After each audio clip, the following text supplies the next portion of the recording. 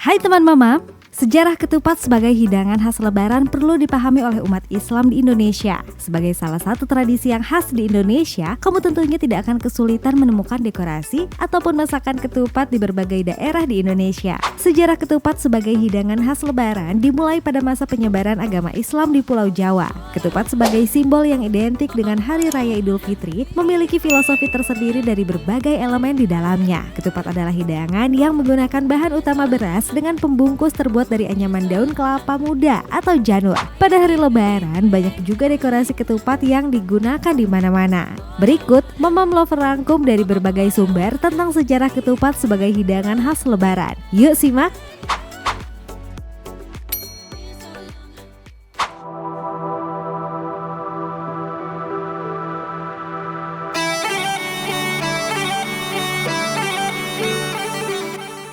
Sejarah ketupat sebagai hidangan khas lebaran.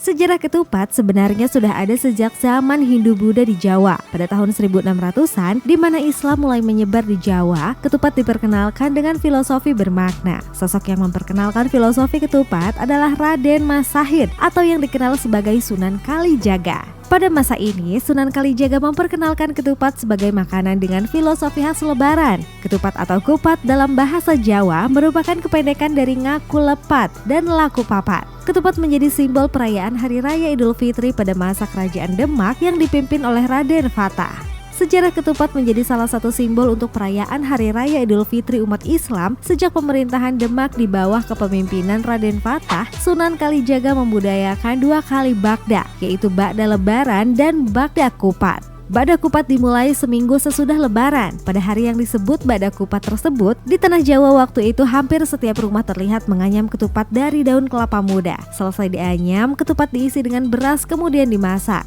Kemudian ketupat tersebut diantarkan ke kerabat yang lebih tua sebagai lambang kebersamaan.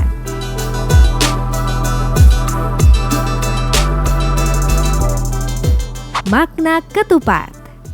Ketupat atau kupat dalam bahasa Jawa merupakan kependekan dari ngaku lepat dan laku papat. Ngaku lepat artinya adalah mengakui kesalahan. Ngaku lepat diimplementasikan dalam bentuk sungkeman di hadapan orang tua. Prosesi sungkeman yakni bersimpuh di hadapan orang tua seraya memohon ampun.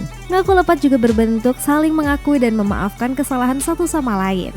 Sementara itu, laku papat artinya 4 tindakan dalam perayaan lebaran. 4 tindakan tersebut adalah laber, luber, lebur, dan labur. Lebar artinya seseorang akan bisa terlepas dari kemaksiatan. Lebur artinya lebur dari dosa. Luber artinya luber dari pahala, keberkahan, dan rahmat Allah Subhanahu wa Ta'ala. Sementara labur artinya bersih. Filosofi ketupat di hari lebaran. Filosofi ketupat di hari lebaran perlu kamu pahami. Pasalnya, tiap-tiap elemen dari ketupat memiliki filosofinya masing-masing sebagai berikut. Janur.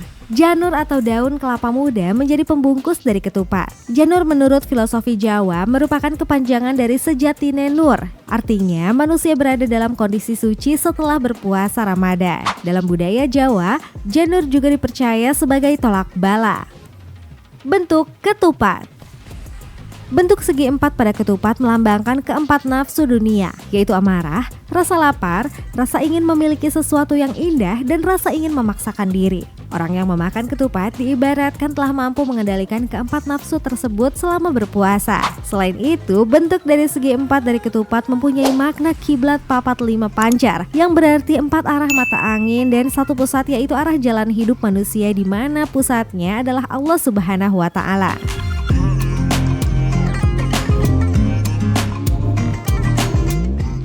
Anyaman ketupat. Anyaman ketupat memiliki detail rumit, artinya hidup manusia juga penuh dengan liku-liku. Pasti ada kesalahan di dalamnya. Anyaman pada ketupat diharapkan memberikan penguatan satu sama lain antara jasmani dan rohani.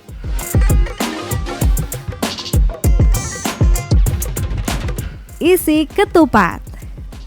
Butiran beras yang dibungkus dalam janur merupakan simbol kebersamaan dan kemakmuran. Ketika ketupat dibelah, warna putihnya melambangkan kebersihan setelah bermaaf-maafan.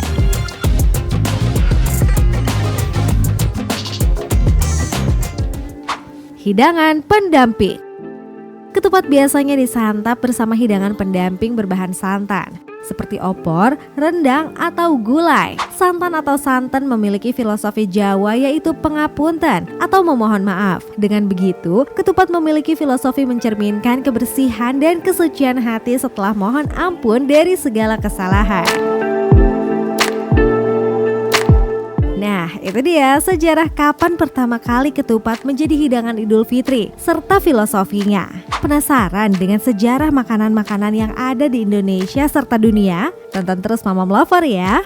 Sampai di sini dulu video Mamam Lover kali ini. Jangan lupa bantu channel ini untuk terus berkembang dengan tekan tombol like, share, dan subscribe. See you.